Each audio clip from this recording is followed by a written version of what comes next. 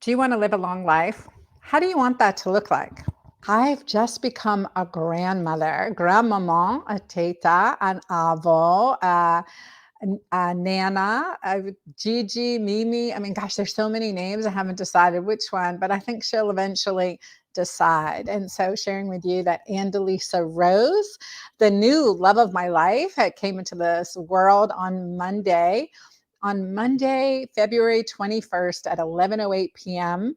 And I was blessed to deliver her. And honestly, I've done hundreds and hundreds of deliveries in my life, including 4 of my own. And for sure, this was the most amazing and most miraculous.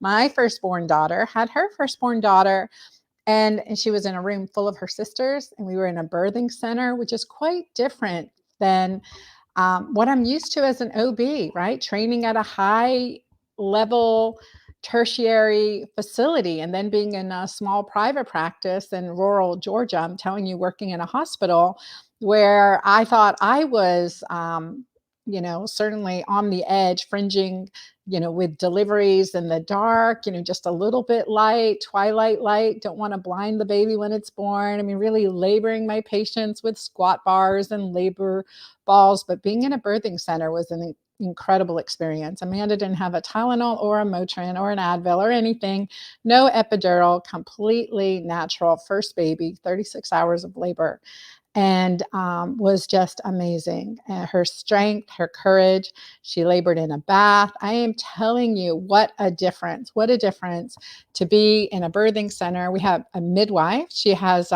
Emily Sloan, amazing woman, East Dallas Birthing Center. I cannot rave enough. I think children's health and immunity will be completely different. We had more deliveries by midwives. And I say this wholeheartedly as a obstetrician and with complete honor and love of my profession. Surely OBGYN, and we say this as obstetricians, 95% joy, 5% sheer terror, 5% sheer terror. And what I saw exhibited in this delivery room was patience and courage. And so I think about this as brought in a new life. Like, how do I want the rest of my life to look? Now I've got another title, another hat to wear, and that is as a grandmama. So, as a grandmama, what does that look like? Well, I know that my mom only had Amanda in her life, or my daughter Amanda only had her grandmother in her life for a year and a few months of her life, and what a blessing it was to have her. And I want to be around for a long time for these grandbabies. I want to live with a quality of life. I've been part of a longevity group called Da Vinci 50. Da Vinci 50 is a collaboration of 50 or so world leaders in longevity and students of longevity and biohacking. So it's been a privilege to integrate and collaborate and learn from other leaders in the field. So today on the Girlfriend Doctor Show, I want to introduce to you one of these leaders on the cutting edge of longevity and biohacking and energy medicine, and certainly a world leader. Actually, we'll be together in Paris. I cannot wait for the Women in Tech Summit on a panel, and we'll talk about that more in a second. Let me introduce to you Teri Cochrane. She is an international thought leader in sustainable health and longevity. She is the founder of the Global Sustainable Health Institute. As designer of the Cochrane method, she integrates a multi-level metabolic health modality rooted in epigenetics and energy medicine, and is the creator of the Teri Cochrane brand supplements. Teri specializes in complex health conditions such as autoimmunity, fertility, and endocrine disorders. She also maximizes the human potential in world-class athletes and performers. She has a private clinical practice in the Metro Washington, D.C. area, and in 2018 launched her Amazon #1 best-selling book, Wildatarian Diet, Living as Nature Intended. And we have a previous Girlfriend Doctor show um, on this, where I've interviewed Teri in the past, way back in 2018. Gosh, can it really have been that many years? I'm surprised. Well, welcome, Teri. Welcome to the Girlfriend Doctor Show. Good morning, everyone. Good morning, and Anna, congratulations once again to you as a Nana, Granny, all those beautiful vestiges that you now wear, and to your daughter, Amanda, and this beautiful new life that has come into this world. So many, many blessings on that, and hope that she lives, a long and fruitful existence on this planet. Well, thank you. Thank you. And congratulations too, because I know you celebrated a significant birthday recently, and are doing, looking, feeling amazing. So share with us like your passion for longevity and biohacking. Yes. Well, we are from the world of making the impossible possible. And so, yes, you're right. I celebrated my 60th birthday just a few months ago, and Can you I'm believe really that guy is 60? Like a 60, rock and I'm star. doing it naturally. And so, as you noted, I'm part of one of the medical advisors for the longevity group called the Da Vinci 50. And so, my passion is to break barriers, especially for women, but for men as well, that once we reach a certain age, that metabolically we have to start declining, to expect nothing to come back, to expect our endocrine system in particular to really be against us rather than for us. And we're here to say that there's so much in the world of biohacking, in the world of stem cell therapy, in the world of lasers, micro lasers, in the world of not hormones, but peptides. And my specialty is eating to your genetic blueprint and your current state of health. And that is very important, because we look not only at genetic tendencies, but how those genetic tendencies have been expressed and how they're expressing, most importantly, your endocrine function, which will then affect your insulin, which will then affect your inflammatory response, which will then affect aging. And so very exciting to do the work around this aging reversal model, not just anti-aging. Right, right. And I think anti-aging, really, that terminology never sits well with me. I like aging gracefully. And then, of course, as a gynecologist, aging gracefully from the vagina on up, I'm telling you, right? That's the way That's to a do it. that's a critical piece. Of course, I have to mention that. So let's talk about like eating for your genetic potential, eating for your genetic potential. And when you say that, what are you looking at? How are you customizing programs? And what are Well, we getting to the root of? we're getting to the root of what are genetic tendencies that can be sharks or minnows. And so we do nutrigenomic analysis, and I have a naturopathic doctor in my practice that helps to analyze our either the 23andMe or the Ancestry.com, but then we run it through my Cochrane method, which is how genetics are expressed based on the portals of pathogenic load, because we know that viral and bacterial and fungal reactivation can express genetics. We look at environmental factors, and that's food, that's parabens, that's plastics, that's the mercury, that is our water supply, so the environment. We also look at the emotional component. What trauma have we experienced in our life? What life events? Is there generational trauma?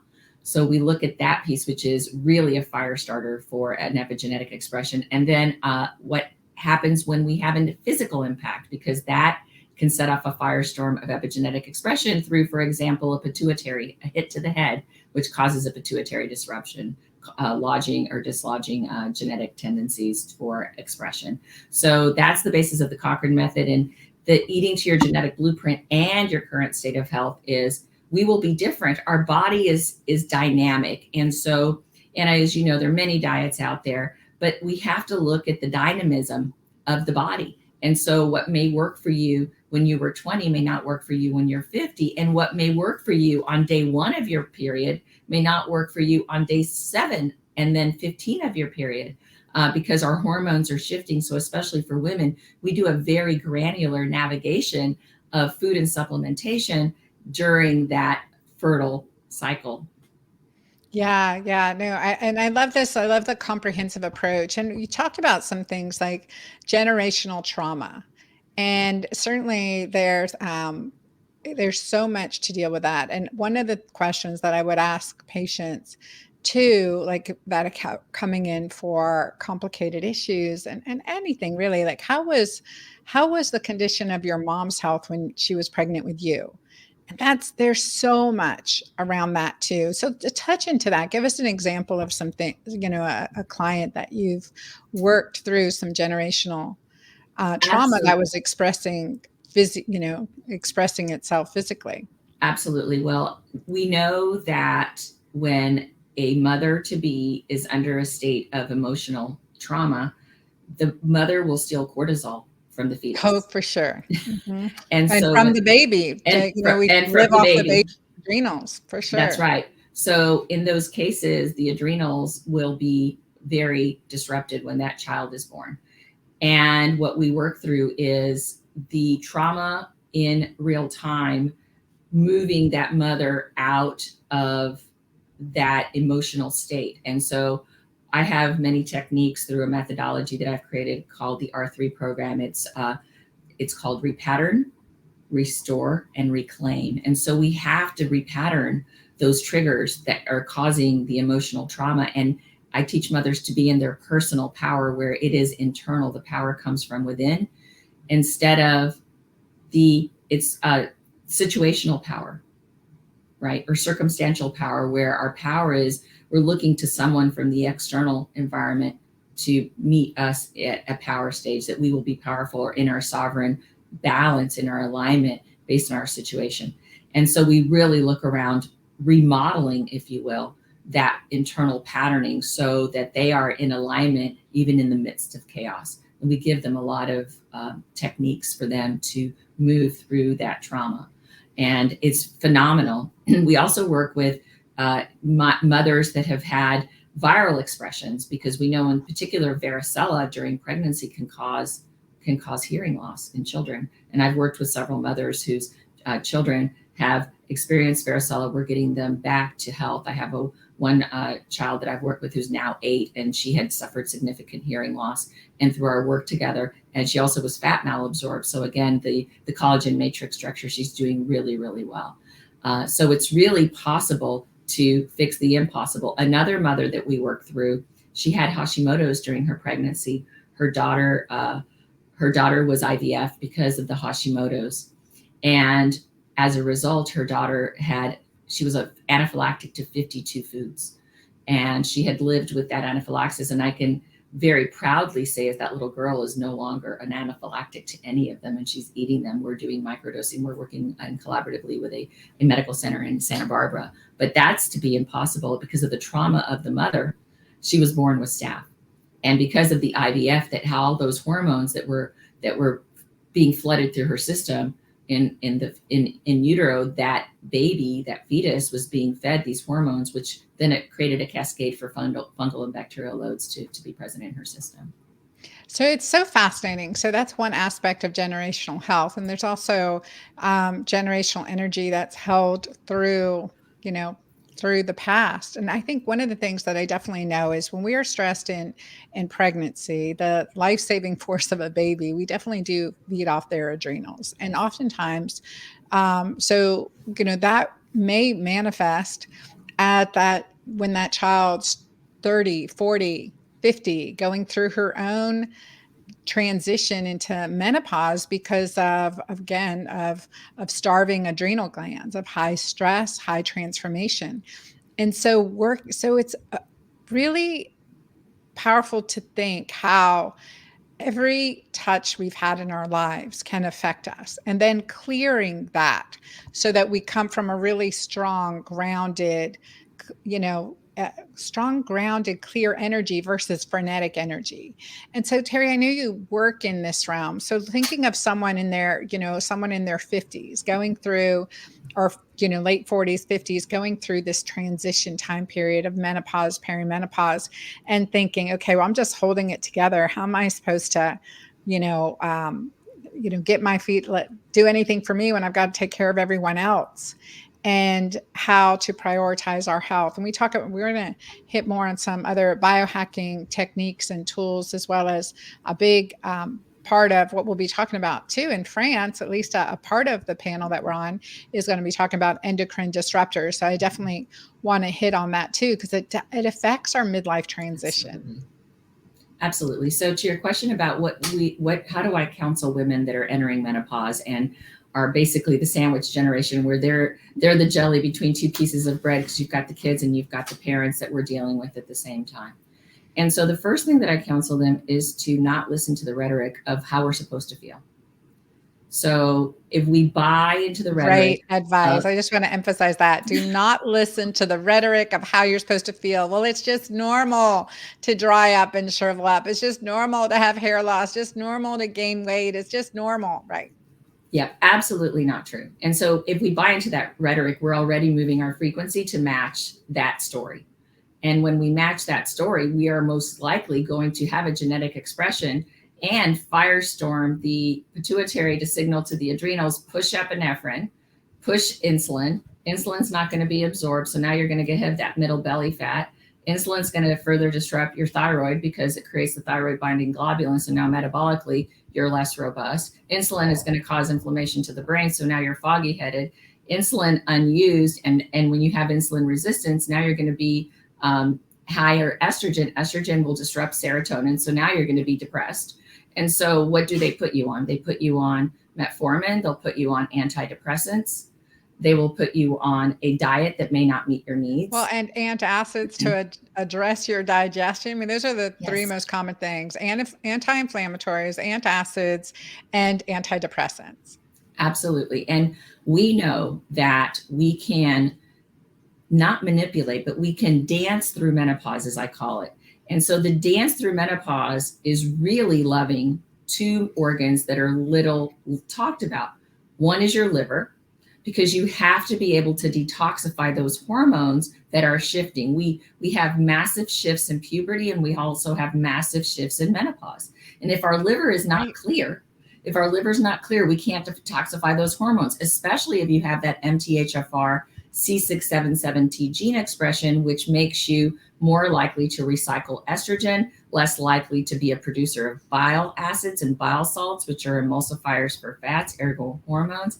And the COMT gene, the COMT gene, also recycles estrogen and has been linked to breast cancer. So we have to make sure that those genes are not expressed. We have to supplement to those genes.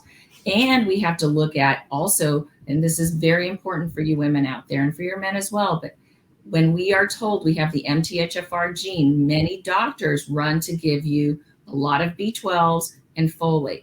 Well, ladies and gentlemen, you have to look beyond the MTHFR. You have to look at the COMT gene. You have to look at the cystathione beta synthase, which is sulfur processing. You've got to look at the INSR gene, which is for insulin, because in those cases, you can over-methylate by taking B vitamins. I call them the buzzy bees. And what does over-methylation mean? Well, you've just taken a bunch of B12 and now you feel like you're crawling out of your skin. So now they think you're anxious and they put you on an anti-anxiety. No, you're not anxious. You're over-methylating. Slow down the bees. Use choline and inositol instead. Use bile salts. Use taurine. Use your diet, right? Use your diet. This is one thing that, menopause is natural and mandatory. Every one of us will go through it as women, and suffering is optional. I think it's really a key point. I want to emphasize a few things. So we're talking about methylation, and just like with anything, there's a bell curve, right? So you guys, listening, MTHFR, really it is present. Gosh, what would you say?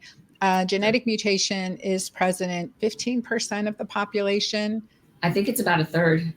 It's a little bit higher. 15 to 30% of the population. And it's certainly deficiencies in methylation increases our risk for preeclampsia in pregnancy, miscarriages, infertility, hypertension, and many more, cancers, etc. So there's a bell curve in supplementation. I think this is where I also see a problem, is there's a sweet spot and then there's over the top, right? And there's that constant push and pull with supplementation that I've just got into the habit of saying there are seasons for a reason. There's times to take a break and empower your body. We never want to, and the same with hormones, right? Progesterone, I think, is mandatory, menopause and beyond, but it's not for every day. It's not for every day. We have to take a break. Otherwise, we're down regulating. And guys who are, taking testosterone from their 40s, and they've got testicular shrinkage and they're thinking that's okay. I promise you it is not okay. Anytime we down-regulate any one of our glands or organs to produce its natural hormones, to be involved in the natural symphony, the hormonic symphony, as my friend Dr. Angeli Akey says, if we interfere with that, we're going to have cacophony, chaos. I love that word. Anyway. So that's really good. And one of the other things you said, like, and I want to emphasize this too in the menopause, because I went through this, Terry. I just shared, I was becoming a grandma.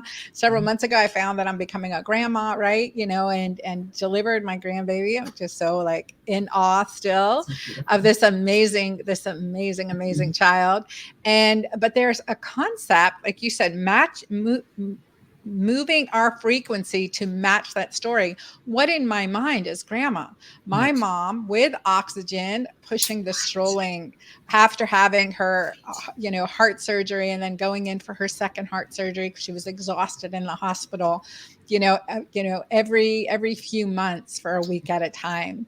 And this is just incredible. I mean, it was just incredible for me, because as soon as I found out I'm becoming a grandmother, I started gaining weight. I was like, whoa, Wow. where's this coming from? And it's true. And even just delivering my grandbaby, I'm a grandma now. Like, what? Grandmama, Gigi, Teta, Avo. I mean, we've got all these, I've got all the, I'm Portuguese and Palestinian. And so I deal with both. And first generation America, I'm like, what am I going to call myself Right. as a grandma? I mean, gosh, that word grandma just doesn't, but it's such an honor. So how do we switch that frequency to empower our physiology? And I thought about it as I was holding Andelisa Rose last night. I was thinking, God, I'm just going to be so healthy for you. I'm going to be so Yes. powerful for you. We're going to travel. Gosh, I can't wait to take you to Portugal and, Yes. all these, and to see your family in the Middle East. I mean, I can't wait. But my mom didn't get that opportunity, did Right. she? The only person, because I didn't know my grandparents, both were dead. My children, other than Amanda, just for a year of her life, didn't know her grandparents. So how do we model that, change that frequency? So I'm gonna selfishly override the conversation, because it's about longevity too, right? Like, Absolutely. what is this image, this frequency that we're resonating, so that we can vibrate at a high, powerful, energetic, magnetic level. Absolutely. Well said. Well, so important. Words carry frequency, and what we associate those words with will bring a frequency back to us and literally in real time affect our genes, affect our cellular function. So, diet, for example, in my book, The Wilditarian Diet, I actually changed the definition of the word diet from something that is deprivation based Well, and I always say temporary. it's a four-letter word with the word die in it. It is just, yeah. Exactly. Mm-mm. And I moved it to be sustainable and abundant. So I would offer, I love being on my diet because it's sustainable and abundant, and my diet shifts depending on my needs. And I'm really good at listening to my body talk. And I teach my clients to listen to their own personal body talk. So I would offer, Anna, that grandma, let's shift that. Let's shift grandma to something that is gracious and graceful in a magnetic authorship. So you are the author of the story of your family. And Yeah. so you will share with your children and your grandchildren that graceful and gracious story that will be passed on. So it is the wisdom, the elegance, the graciousness, the gracefulness that you are authoring for this family lineage. And that puts us in our power. And I just made this up in real time, but I think that that is very apropos because it speaks to who you are. Well, and add in fierce, right? As I saw my daughter deliver Absolutely. deliver her baby with nothing, and I delivered Ava with nothing. But just being able to stand up when times are hard too, I think that's proof. And I think of like the matriarch of my family. But I love that elegance and fierceness and graceful and grace, right? Yes. Grace is Grace. such a good Grace is word. And so grace. redefining, like creating, becoming the author of our future. And what is that? What do we want that to look like? And how do we embrace that and let go of old patterns that no longer serve us? And Absolutely. and that's powerful. So at any time in our life, doesn't, regardless of our past trauma, I'm living proof of that. Trauma after trauma after trauma, regardless of our past traumas, we can reestablish complete health and longevity. So let's tap into some of the endocrine disruptors that are interfering with our world. And this is, I'm passionate about. You guys, I did a girlfriend doctor show on do no harm, and I talk about many things in that. But one of the things that I'm talking about is diethylstilbestrone, DES. DES was given to women to like, and it was advertised, newspaper ads, and to physicians, if you want a healthy full-term baby, I mean, you got to take this medication. Well, it turns out then, 1948 to 1971, if you were born during that time, it's possible that your mom was given DES, especially if she'd had a history of a miscarriage. And so what happened during that time, over millions and millions of doses were given. And then 7, 8-year-old girls were showing up with vaginal cancers. And they're like, oh my God, what's going on here? Boys with undescended testes, testicular torsions, and it went on to continue. We know that it didn't just affect that generation. The children that were born from the mom that was exposed, it's gone down to the third generation. A French study looked at the consequences of DES. And again, more in that episode. Go back and listen to the Do Not Harm episode on the Girlfriend Doctor show, but more consequences to that. And it's just one of what, 100,000 chemicals in our ecosystem right now. And it will pain me to say this. It does pain me to say this. The DES is still being delivered to animals. Well, where is that animal feces going? As fertilizer? Where? Into our food chain yet again, causing hormone disruption, gender identity confusion. What is going on? And so you are an expert in this area, Teri, and I would love your discussion on endocrine disruptors, because the more we're aware, the more we have the ability to choose for our health. And it's not just affecting fertility, it's affecting women at younger and younger ages with cancers, autoimmune issues. It's affecting our children. Absolutely. And you and I are both very passionate about this, and in Paris, we'll be talking about the food systems on fire as the overarching panel theme.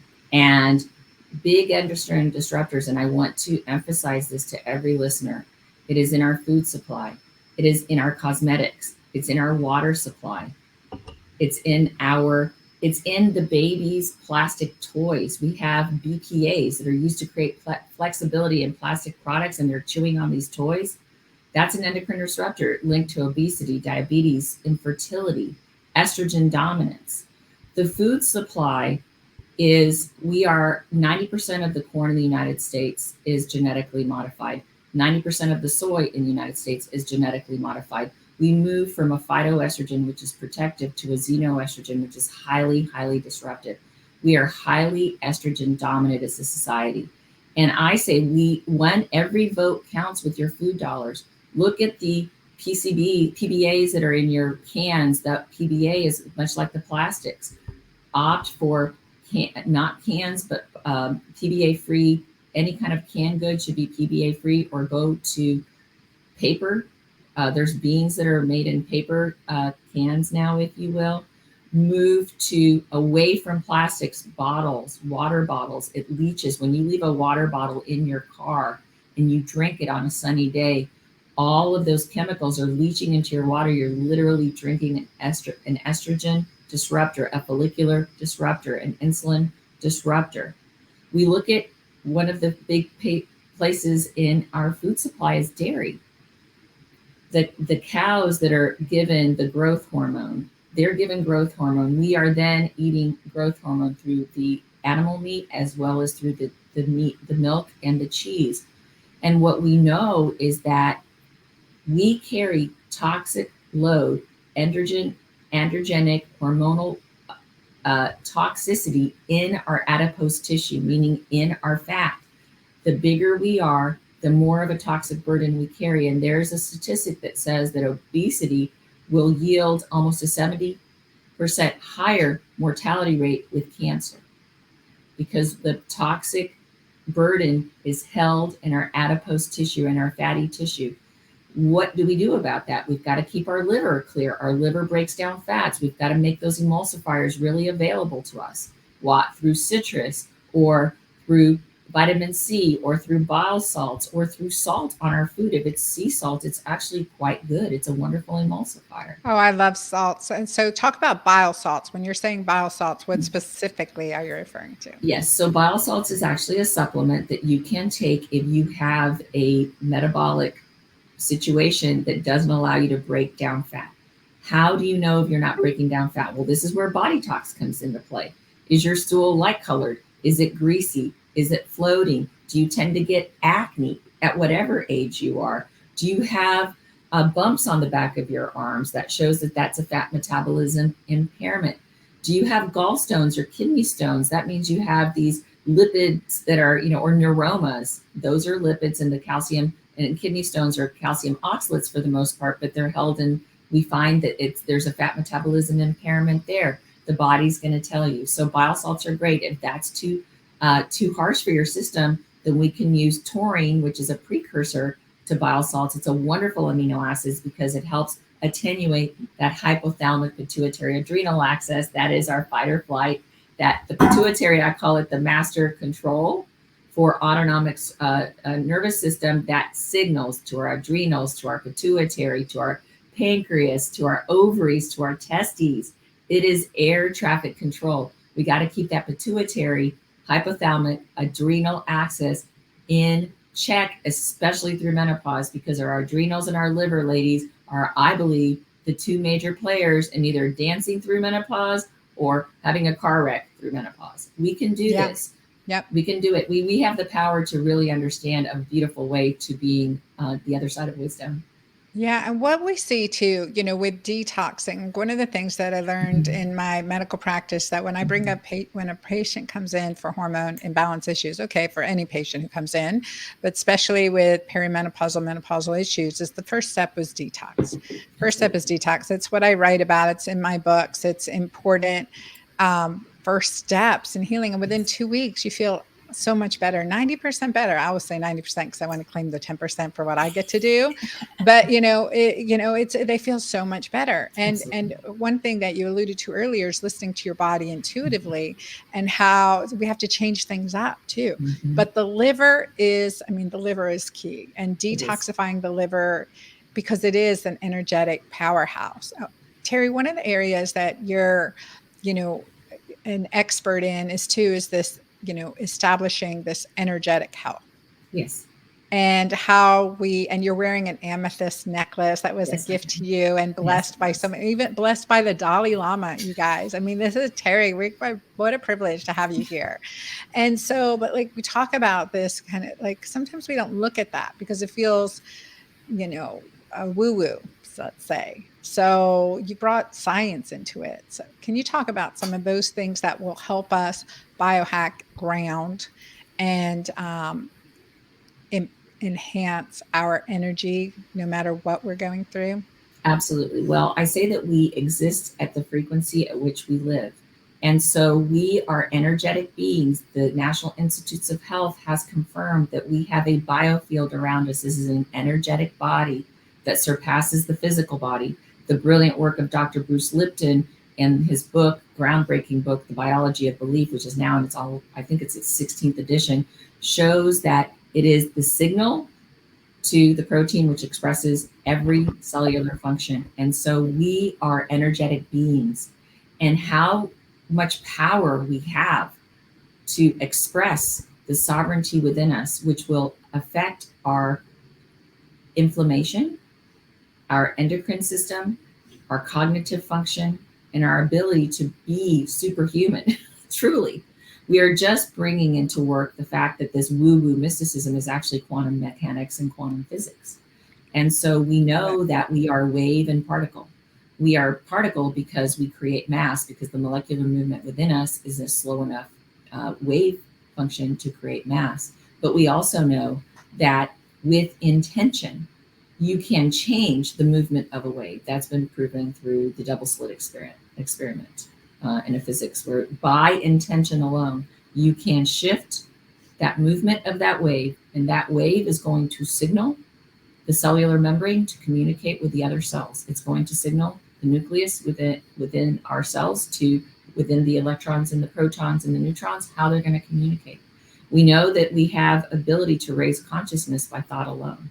We know that meditation, prayer, increases the immune system by up to 50% for up to 5 hours. This is out of University of Pennsylvania, where we engage in thoughts of gratitude, joy, compassion, freedom, curiosity. It in real time will shift our immune system. And so that is powerful. That is powerful. And it is interrupting old broadcasts, interrupting old patterns that live within us that we've been told that this is, thank you, we've been told how we will exist. Well, I say no one or no thing has power over me. I am my divine sovereign being. I look to the universe. I look to God. In my case, I believe in this great holy master of masters, that I, in gratitude, not in supplication or in servitude, but in gratitude, I do good works. Not because I am broken, but because I am filled with grace by his word. And so we can have that authority, whatever you are in the spiritual continuum, through the eternal universal energy, which we know exists. Einstein and Friedland, all these physicists, Planck, have proven that we are energy, and energy is never ending. So we are eternally whole and wholly eternal by physics alone. That's math. And if we can get out of our own way, interrupt our own broadcast that broadcasts to us that we are broken, that we are worthless, that we are old, that we are going to be diabetic with, losing our hair and our insight and our cognition. I say we have the power to shift that by thought alone. Amazing. You said we exist at the frequency at which we live. At which we live. I love it, you guys. Now I know I want to honor your time. We exist at the frequency at which we live. So I want to honor our time, and I want to hit one of my favorite parts of the show. And this is where I get to ask you some rapid fire questions. Teri, I didn't warn you about this ahead of time. Okay. But it is so good. And in the girlfriend doctor world, in my community, we talk about 4 pillars: nourish, shine, awaken, and embrace. And so each of these pillars, I'm going to ask you a question. So with nourish, what is your favorite way to nourish yourself food-wise? So every morning I wake up and I have a green juice that's got collagen, it's got my wild lights, and it's got my vitamin C. And that is my morning elixir. It is my liver detoxifier. It is my brain waker upper. It is my fat burner. And I drink it as the sun rises. And I am grateful for it because it keeps me doing what I'm supposed to do. And plus, feel very nourished. Adding in that gratitude, for me, it's my Mighty Maca elixir. Sometimes I'll add apple cider vinegar, a squirt of lemon too. But, it's that like clear the liver, right? Remove toxins. And Absolutely. that our body's been working so hard overnight. I'm so glad to hear you do that. Okay. Shine. What is a beauty regimen that keeps you looking amazing? I really love to sweat. So if we don't move the cellular debris within us, we have to move. We have to sweat. And then I love, in terms of my face, vitamin C is an amazing antioxidant. And I really love rose water. Rose is the highest frequency. Rose water. Oh my gosh, the highest frequency of the flower kingdom. So I really like shower myself, if you will, with rose water every night.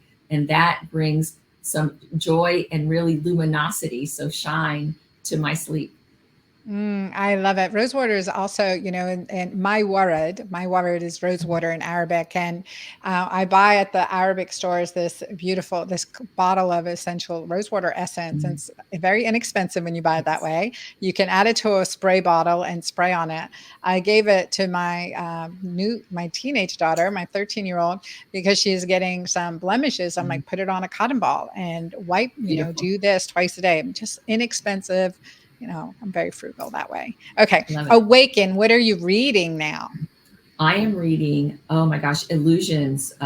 It's the Reluctant Messiah by the gentleman who wrote, Richard Bach, who wrote Jonathan Livingston Seagull. And it is such a beautiful book of remembering that we all have the divine within us. And even in our reluctancy, it shines through. And so that's back to the sovereign power. I love it. Illusions. Mm-hmm. Illusions. Thank you. Yes. Okay. Mm-hmm. And embrace, my favorite one. All right. What is your favorite sexual position? Oh my goodness. I know you have your team. You can say pass. Oh, it's all good. I would say, you know what? It's anywhere. It's the place. That's It's just be, the best position is in your head. It's yeah. just to be really, really in touch with self. It's In right touch here. with self, present, Yeah. right? In Present. present. So that's our embrace. That's our intimacy question for today, you guys. Teri, tell our audience where they can find you and follow you and connect with you and see you in person in clinic too. Absolutely. So tericochrane.com is our clinical website, and that's where our supplements, and you can buy Wilditarian there on Amazon. I'm all on social media. And we have the Global Sustainable Health Institute. If you're looking to learn from me, we're starting to do shadow training for the Cochrane method. The R3 program you can find on either website. But we're here to teach, we're here to empower, we're here to inform, and we're here to listen. It has to be a two-way street. We learn from one another when we listen. So true. Thank you so much for sharing your time and energy and wisdom with us today. I am so grateful to you, my friend. Till next time. And for everyone in our audience, I want to thank you for being here and being part of the Girlfriend Doctor community. When it comes to longevity, it goes beyond the number of years we live. It goes to the quality of our life and the quality of our relationships, how we pay it forward for the next generations. What legacy are we leaving? Are you the matriarch or patriarch of your family? What are you standing for? How do you want to live out the rest of those days? The little things that we do on a daily basis, I know from my own personal journey, my own personal trauma, and that these steps that we take on a daily basis, the commitment to ourselves for self-love, for health, to nourish ourselves, nourish our body, shine from the inside out and the outside in, awaken our mind to our potential, awaken our body to its potential to heal itself. No matter what diagnosis you've been given, you can overcome that.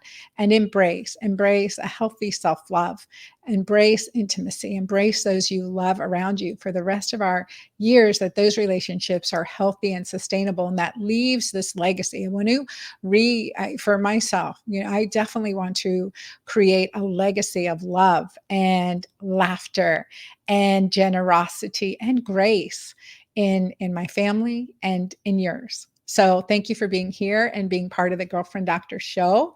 I am so grateful. I'm so grateful for you. Be sure to like this episode, share it with your friends. Definitely share this. There's so much powerful information, and you're not getting this from your medical office visits. You're not getting this from the media. So share it with those you love. And I love hearing from you. Remember, you can ask or tell me anything. There is no such thing as TMI.